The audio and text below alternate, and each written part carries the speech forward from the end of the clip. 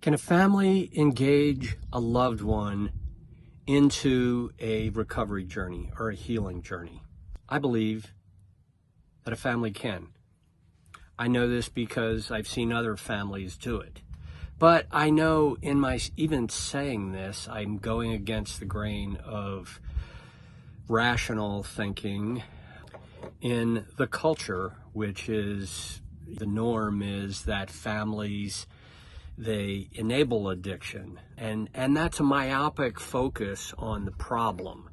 And so what I have been doing is I expand the focus, and when I do that, it's quite clear to me that the culture has been enabling addiction way longer than any of us have been alive. For decades, I've wondered about addiction in one family member, and it seems to result in other family members, quote unquote, doing the wrong thing, trying to help their loved one who's struggling with addiction.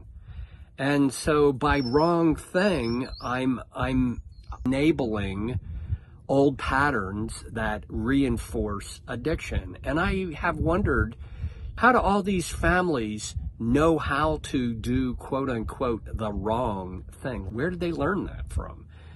And, oh goodness, I'm Jeff Jones.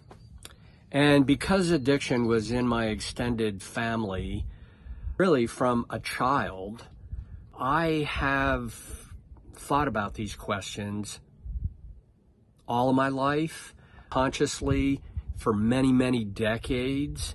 And to me, it seems obvious that the culture contributes to the problem of addiction.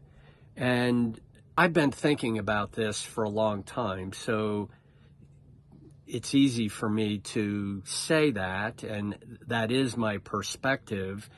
And from how I see this, the problem starts when the individual with the addiction and their family is looked at, thought about, talked to in a down power role with some of these shaming labels that I mentioned before. I've created a family addiction engagement training, and it's a training here. And the goal is not that families understand all this confusing stuff in the past.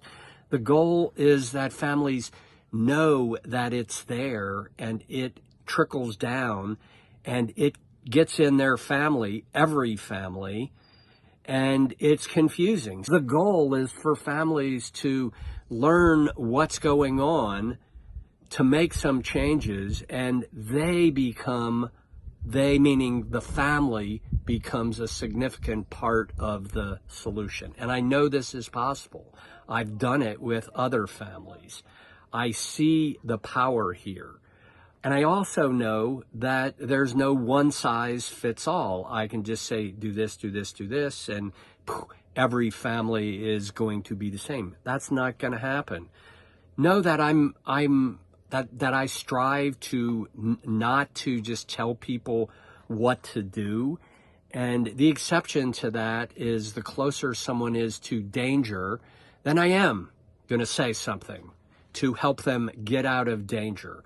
But I want to work with people to help them discover their own criteria for decision making and what pathway is going to be the best for their family and how to nuance that pathway. And there's probably 4 different pathways, and all of them can be nuanced. If you do the work in this program, the chances of next stressor coming along and throwing you back is minimized quite a bit.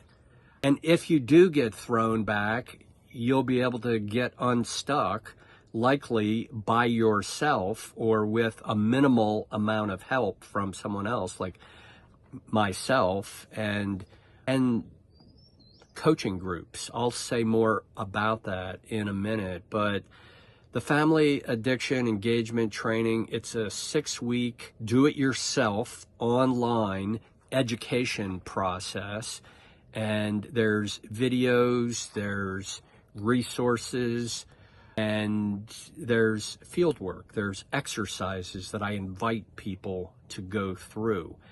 And the FAET program, FAET is for Family Addiction Engagement Training, that program helps to identify some of these factors out here, mixed messages in the culture, and then it helps to identify this trickle down from one generation to another. And every generation has some ideas about addiction.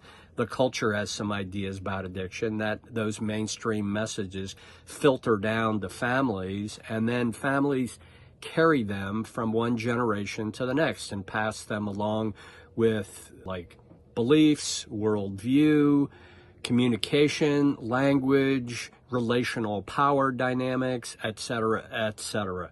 That is some of what you can expect to get in this program.